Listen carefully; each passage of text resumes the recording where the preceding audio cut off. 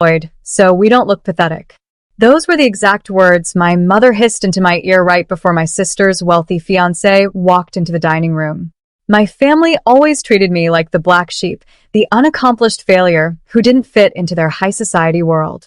So, when they introduced me to him as the broke, lazy sister who lived off handouts, I didn't argue. I just smiled, took a sip of my water, and watched my sister brag about her glamorous lifestyle.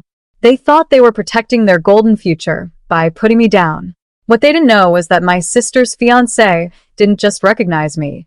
He actually worked for me. And the secret I was holding back was about to cost my family absolutely everything. Follow my story, and my name is Charlotte, and I am 34 years old.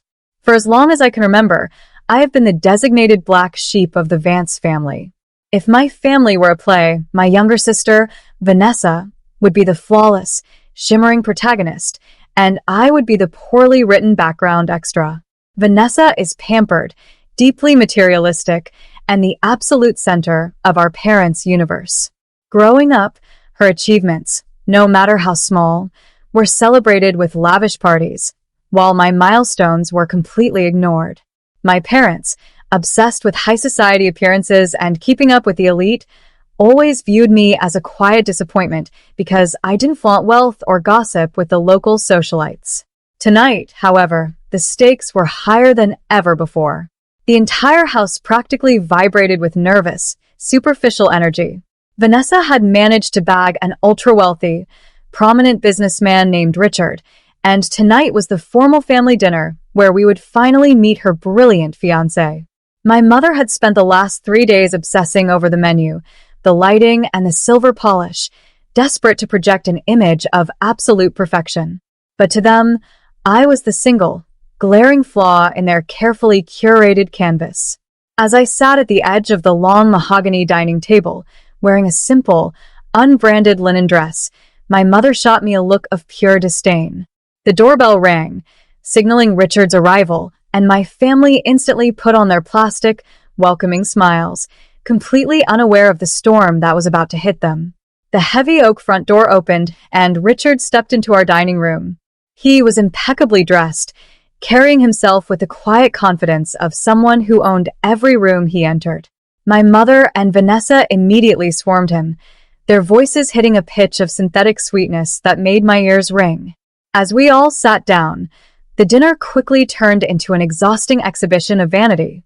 My mother kept casually dropping hints about our family's distinguished lineage, while Vanessa practically hung off Richard's arm, loudly bragging about the elite bridal boutiques she was touring and the 5-star venues they were considering for the wedding. Richard smiled and nodded politely, though he seemed somewhat detached from the relentless bragging. Then, during a brief lull in the conversation, his eyes drifted across the table and landed on me. "And what about you, Charlotte?" Richard asked warmly, his tone genuinely curious. "Vanessa mentions you live here in the city. What do you do for work?" Before I could even open my mouth, the air in the room froze. My mother's hand clamped down tightly on her wine glass, her knuckles turning white. She shot me a warning look filled with pure venom, cutting me off before a single syllable could escape my lips. "Oh, don't embarrass us, Richard," she whispered with a sharp, forced laugh that didn't reach her eyes. "Charlotte is currently unemployed. She's just struggling to find her footing, living a rather pathetic little lifestyle, I'm afraid. We try not to talk about it." Vanessa giggled into her napkin, adding, "Maybe you should lie next time, Charlotte, so you don't sound so sad." The table erupted into cruel, mocking laughter. I didn't flinch. I just smiled, took a slow sip of my water, and watched them celebrate their little victory. As the echoes of their cruel laughter faded, I looked across the table directly at Richard. The smug smiles on my mother's and Vanessa's faces completely blinded them to the sudden, dramatic shift in the room. Richard wasn't laughing. In fact, the color had completely drained from his face. His fork remained suspended in midair, and his jaw had dropped slightly as his eyes locked onto mine in absolute, paralyzing shock. He looked like he had just seen a ghost. He opened his mouth to speak, a look of profound panic flashing through his eyes, but before he could utter a word, I raised my glass slightly and gave him a subtle, cold nod, a silent command to keep his mouth shut. Richard swallowed hard and looked down at his plate, suddenly looking incredibly small. My family thought they had successfully protected their golden future by putting me down, but they were entirely clueless. Richard didn't just recognize me. He was terrified of me. To them, I was just the broke, eccentric outcast who spent all her time staring at a laptop. What they didn't know was that I was the founder and primary chairperson of Vance Venture Holdings. I had built a multi-million-dollar tech and real estate empire completely under the radar. Richard wasn't just an elite businessman. His entire corporate firm was currently on the verge of bankruptcy, and he was desperately begging my parent company for a life-saving investment.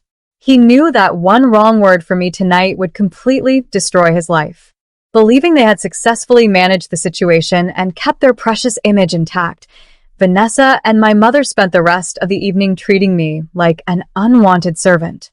While Richard sat in a tense, sweating silence, barely touching his expensive food, Vanessa kept dropping subtle, passive-aggressive hints about the upcoming wedding. "We're hosting the reception at the Grand Plaza, Charlotte," she said, buffing her manicured nails. "The guest list is strictly high society. If you're planning on showing up, please try to find a decent dress. I really don't want our elite guests mistaking my own sister for part of the catering staff." My mother nodded in agreement, completely unfazed by the blatant cruelty dripping from her favorite daughter's mouth. Then, as the plates were being cleared, Vanessa pulled a legal document from her designer handbag and slid it across the mahogany table toward me. Her eyes narrowed with sudden, demanding greed. "There is one more thing. Grandma left you a tiny... It's completely useless to someone in your position, but I want to renovate the property into a trendy guest house for my bridal party.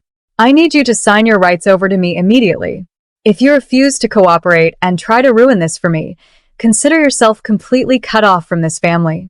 My mother glared at me, silently demanding my obedience. I looked at the paper, then looked at Richard, whose eyes were practically pleading with me from across the table.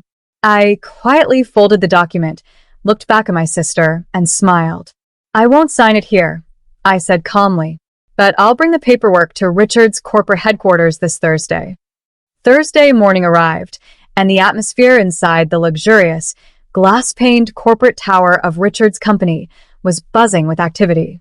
My parents and Vanessa arrived early, dressed in their finest designer outfits, practically radiating a sense of unearned entitlement. They were there to witness Richard sign the final pre-wedding business agreements, a deal they believed would officially cement our family into the upper echelons of high society. I arrived a few minutes later, intentionally wearing the exact same simple, unbranded linen dress I had worn to the disastrous dinner. As I walked through the gleaming marble lobby toward the security desk, Vanessa spotted me from across the room. Her face instantly twisted into an expression of intense embarrassment and pure rage. She marched over to me, her expensive heels clicking loudly against the polished floor, with my mother following closely behind. "What on earth are you doing here looking like that, Charlotte?" Vanessa hissed, her voice echoing in the quiet lobby. "This is a high-end corporate building, not a local charity shop. You are actively humiliating us in public. Did you seriously show up looking completely poor just to spite me and ruin my big day?" My father shook his head in disgust, muttering about how I always managed to be an absolute stain on the family's reputation. Their arrogance had reached a fever pitch as they surrounded me, whispering harsh insults and demanding that I hand over the signed cottage paperwork immediately so they could kick me out of the building. I didn't say a word. I just watched them blow up, knowing that we were about to walk into the executive boardroom. The heavy double doors of the executive boardroom swung open, and my family marched in with their heads held high. Vanessa was smirking, fully expecting to see Richard running the meeting from the head of the table. Instead, the room went dead silent. Sitting calmly in the massive, high-backed leather CEO chair was me. James Mitchell, my senior legal counsel, stood right beside me with a thick, ominous folder in his hands. My mother gasped, and Vanessa's jaw literally dropped. "Charlotte, what kind of sick joke is this?" Vanessa screeched, pointing an angry finger at me. "Get out of that chair right now before security throws your pathetic, unemployed self out of the building." My father stepped forward, his face purple with rage, ready to back her up. But before he could utter a single word, the side door opened and Richard walked in. He looked completely defeated, his face pale and sweating. He didn't look at Vanessa. Instead, he walked straight over to my chair, bowed his head slightly, and spoke in a trembling voice. "Good morning, Ms. Vance. Thank you for agreeing to see us." Vanessa froze. "Richard, what are you doing? Why are you talking to her like that?" Richard snapped, turning to her with pure desperation in his eyes. "Shut up, Vanessa. This is of Vance Venture Holdings. She owns this entire parent company." The revelation hit them like a physical blow. James Mitchell then stepped forward, opening the folder. "And due to your family's egregious behavior," Mitchell announced calmly, "Ms. Vance has officially denied your firm's multi-million-dollar funding request. Your company is finished, Richard, and so is this merger." The boardroom fell into a suffocating, horrified silence. In an instant, my mother and Vanessa dropped their arrogant expressions, their faces twisting into desperate masks of panic. Vanessa burst into tears, throwing herself toward the table, begging me to reconsider and save the deal, while my mother frantically tried to apologize for the silly misunderstanding at dinner. I didn't feel an ounce of sympathy. I simply closed my laptop, stood up from the leather chair, and told them that their toxic entitlement had officially cost them everything. Today, Vanessa's lavish high society wedding is indefinitely postponed, and Richard's firm is facing total liquidation. I have completely cut ties with my family, finally living in total peace on my own terms. What would you have done in my place? Have you ever dealt with toxic